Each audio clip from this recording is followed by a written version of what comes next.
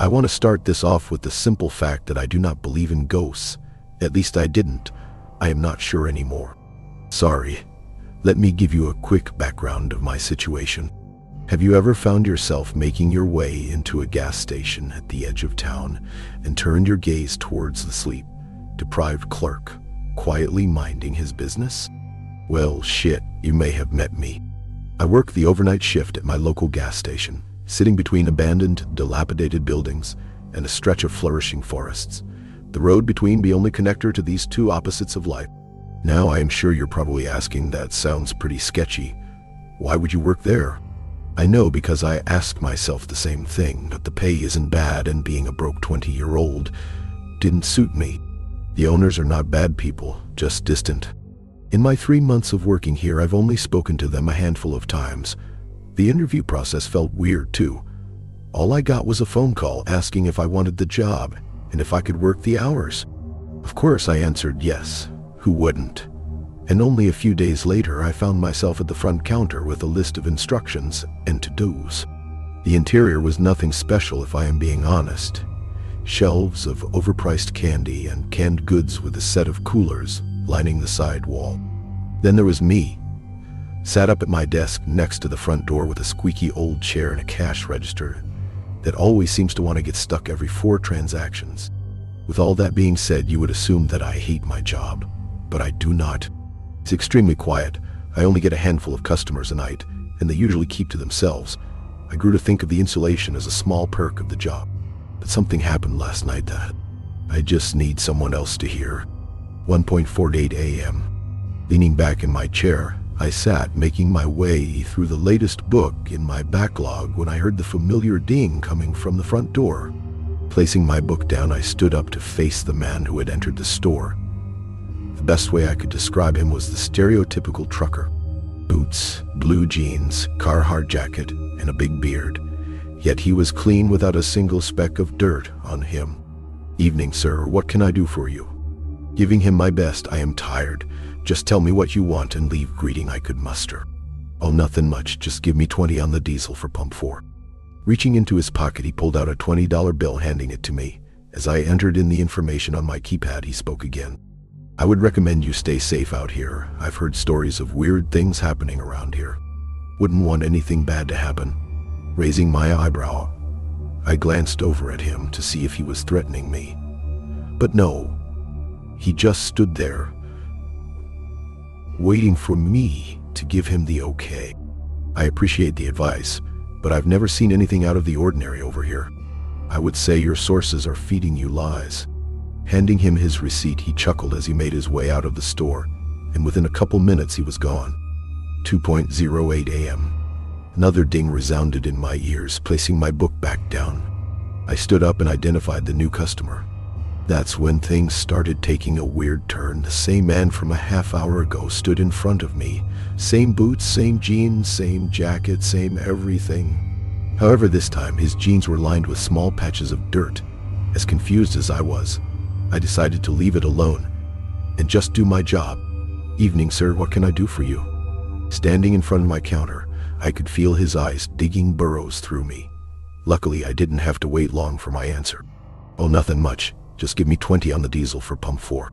Handing me a $20 bill as he finished, wanting him out as soon as possible, I quickly entered everything in on my register and handed him his receipt. "I would recommend you stay safe out here. I've heard stories of weird things happening around here. Wouldn't want anything bad to happen." Having my fair share of this guy's ominous bullshit, I decided to not encourage this conversation. "Yeah, man, I hear you." With that, he made his way out, and I tried to return to my book, getting my mind off of this weird customer. 2:38 a.m. Once again, the ring of the front door pulled my attention, and almost as if on cue, he was back. But something was off this time. It looked as if he'd just crawled out of a grave with dirt and residue coating his whole body, and if that wasn't enough, he had thick cuts across his arms and face. However, no blood leaked out of the gashes. Deciding I would had enough of this charade, I shouted at the man. In hindsight, that probably wasn't the best idea. But can you blame me? "All right, man, what the hell happened to you?" This is your third time here, and it looks like you took a quick detour into the local swamp." Pointing at him in fury or fear, I wasn't quite sure. I looked him dead in the eyes. But that was easily my worst mistake. His eyes were milky as if someone drowned out the color in them. Retracting my hand, I couldn't help the gulp retreating down my throat. Hell, I wish I could too. As he opened his mouth, his jaw produced a wretched cracking before producing noise. "Oh, nothing much. Just give me 20 on the diesel for pump 4. As if robotic, he reached out and handed me another bill. I could see more cuts and bruises on his fingers. Gingerly, I reached out and snatched the bill from his hand and began to enter it into my register. My heart sank and I felt a frigid chill crawl up my spine as I noticed the small pop-up on the screen. Pump, new balance, $40. Sick and began to sweat as my brain turned in my head, panicking. I jerked my head towards the window facing the lot. To my horror, no truck sat anywhere outside. As I started contemplating on whether I was going insane or just tired, I felt heat building on my wrist. Spinning my head back to the man, I saw him tightly gripping my wrist. However, I couldn't feel the pressure of his grip. The only thing I could feel was a burning sensation that kept growing as he held my wrist. "Oh, let go of my arm." "What the hell do you think, you?" My voice lost all power as I met the horror in front of me. The man now held his face only a few inches from mine. As we made eye contact, his face twisted into a horrifying smile, producing cracked teeth. "I would recommend you stay safe out here. I've heard stories of weird things happening around here. Wouldn't want you to join the rest." At this point, I was frozen in fear. My voice left me to fend for myself as all I could do was stare at this man standing in front of me. It felt as though we stood there for minutes before I finally built up the courage to say something. "Why, you do not say." Giving him my own wary smile, I was finally able to yank my wrist from his grasp, only to be met with charcoal ring, with a small crimson symbol sitting in the middle, where his hand previously held. Before I could even look back up, he had already turned on his feet, making his way out the store, moving out of my line of sight. Without a moment to think, I collapsed on the chair. My breathing felt haggard as I tried to steady myself from what the hell I'd just experienced. After a moment, I checked my phone for the time. It read 2:40. 2 minutes. I screamed in my head, how the hell could it have just been 2 minutes?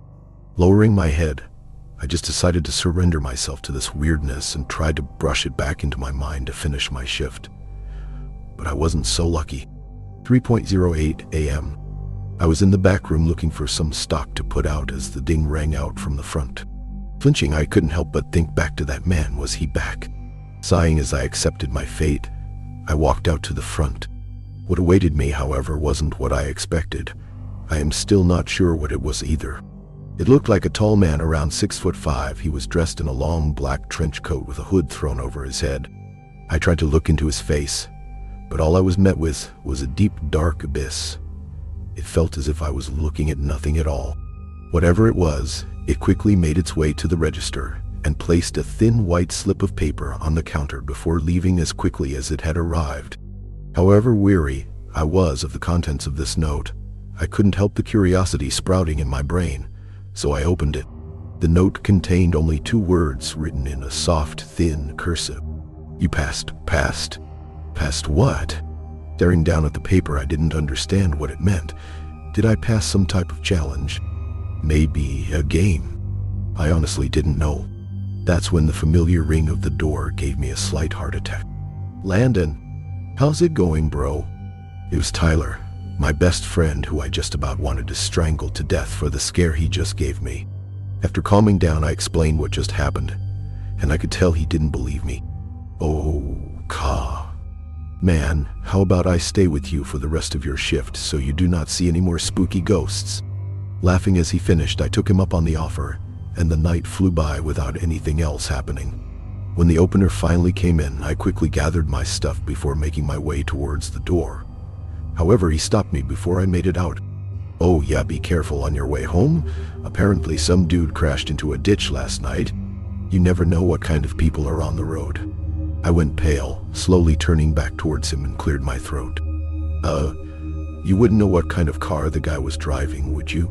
Seconds passed like minutes as I could see him thinking. "Yeah, I think they were saying a big pickup truck or something like that. I could feel sweat fall down my face after hearing that, nodding. I made my way to my car and rushed home. I've been home ever since, still trying to wrap my head around everything that occurred last night. Even while writing this, the burn mark is still sat on my wrist, reminding me of what happened. As I have been dwelling on everything, the mark reminds me more and more like some type of branding. Nonetheless, I have work again tonight. And after all that, I am not game to just sit idly by and just wait for whatever's going on at the gas station to come and get me. I'm gonna go in a little early tonight and ask the guy who's closing if he's ever seen anything out of the ordinary. I'm hoping he may have some insight for me. If you have any idea of what might be happening, please let me know. I'll hopefully come back and be able to give closure to this whole ordeal. However, if I don't, assume the worst.